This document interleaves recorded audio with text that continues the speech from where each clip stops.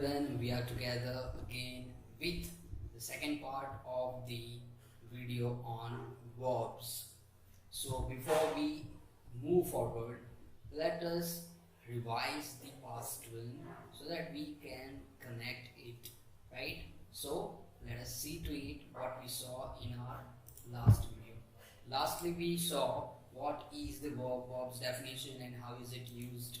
Then the direct and indirect object, how do the object affect the verb form and its functioning. Then the action and non-action verb, right? Then we saw the transitive and intransitive verbs, right? So these were the things we saw in our last video. Now we are moving forward. In this video we will see the finite and non-finite verbs and how to form the verb from the words given there, right? So that we will see everything here in this video. I'll explain it. So without wasting time, let us see to it. Starting with the finite, non-finite verbs. Finite and non-finite verb. So let us see first what is the finite verb. Finite verb, the verb that changes with the change of subject and the tense of the sentence. Subject means the first word of the sentence. That may be noun or pronoun any. So if we change it, the verb form is changed. And if we change the tense, suppose it is present tense, if we convert into past or if we convert into any continuous or perfect tense, accordingly the verb changes. So that verb is the finite verb. Now let us see what is the non-finite verb. So the verb that doesn't change with the change of the subject and the tense of the sentence, means whatever changes we do, but that form of verb doesn't change. So that is the non-finite verb. So let us see which are included in the non-finites. So the participles means the present participle and past participle. Past participle means V3 form. Present participle means V4 form, that you might know. So these two participles, present participles generally have ing form behind. In past participle, if they are the regular verb, they have ed form behind them. If they are irregular verbs, then they have their own forms, right? So they are the participles.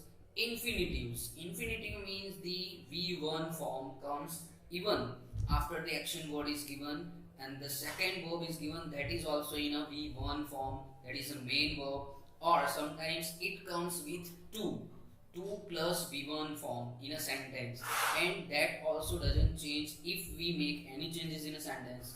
That is infinitive. Gerund.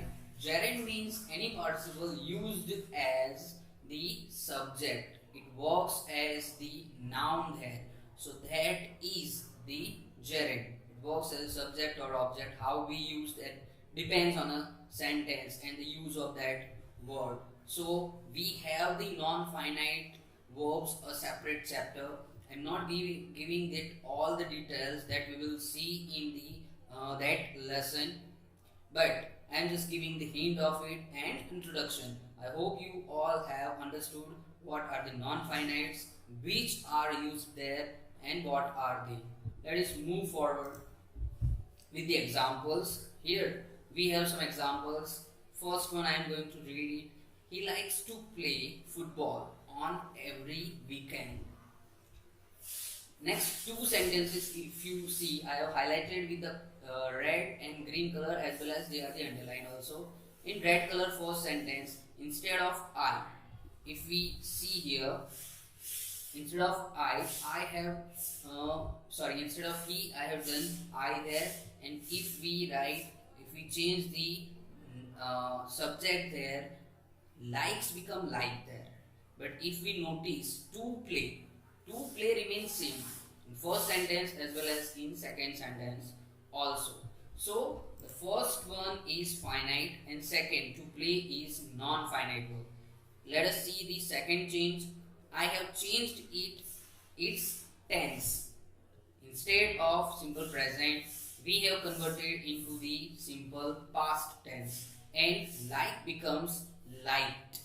So there you can see that here it changes with the change of tense, and to play here also remains same. It means it is the non-finite. So here like is finite and to play is non-finite. Let us see the second one. Reading always enhances my knowledge. Here reading is also ing form verb, but if we notice here reading, after reading is given, that is also the verb form. Enhances is changing. Now see here reading remains same and it is used as subject there, so that is the gerund here. Then is enhancing, so enhances turns into enhancing, so that is changing, means it is the finite verb. Reading is non-finite verb. Let us see the third example. To speak the truth takes a lot of courage.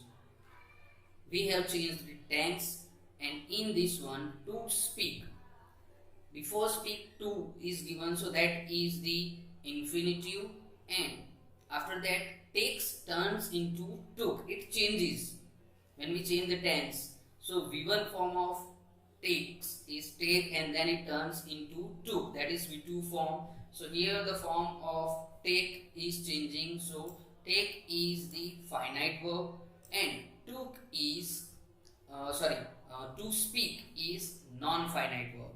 I hope you have understood that finite and non-finite verb. Now the thing comes where we have to use certain words, right, according to the sentence, means that words which are given, that we have to convert into the verb form. How to do that we will see in next slide. Here it is, the formation of the verbs. We can form the verbs by adding the prefix. Prefix, pre means before, fix means set. So adding the words before the given words. Here some are given on the screen, you can see words and verb. Full is given, so before that we can add be and make it verb. Be full, had, be had, friend, be friend, little, be little. So like this we can convert the words given there into the verb form.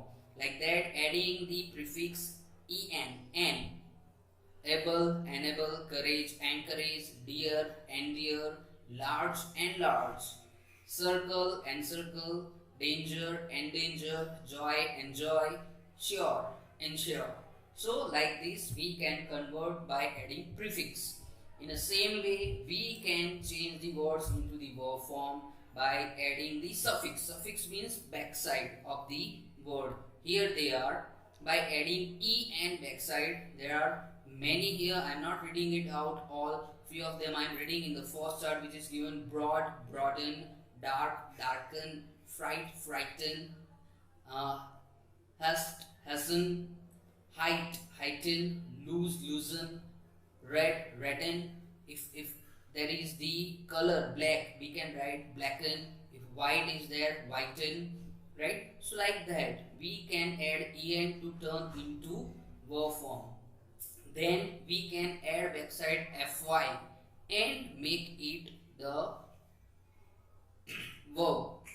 Beauty, beautify, clear, clarify, horror, horrify, like that. In the same way, ise, apology, apologize, critic, criticize, memory, memorize. So like that, by adding ise behind, we can make it into the verb form. So let us see some examples, we can understand it better.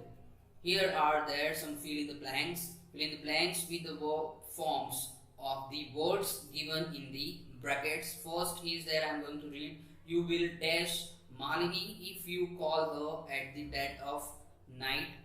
Fright. So what will be the verb form of fright?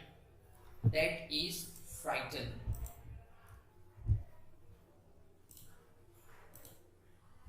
Then another is all her classmates were eager to dash the new student. Here friend is given, so that will be befriend. The next is only the place could dash this mob peace. Yet for this one we sometimes make the mistake peaceful or peacefully like that we write, but they are the adjectives and adverb. That is specify. You should dash the water before you drink purify. Then we have requested you with requested to dash the streets of this area. Wide becomes widen. So these are the answers of these fill in the blanks. I hope you understood both of the topics well. If could not understand, see it again, try to understand it, and then the exercise which will be given in the PDF file that you have to solve by yourself. Then you have that extra marks link as well as the app also. If you have not downloaded, download it and then search this chapter, try to practice it well at home, and then you will be good in this verb topic. I request all the parents, please you see to it that your wards are doing this work sincerely at home, practicing at home and utilizing this time very effectively, and make it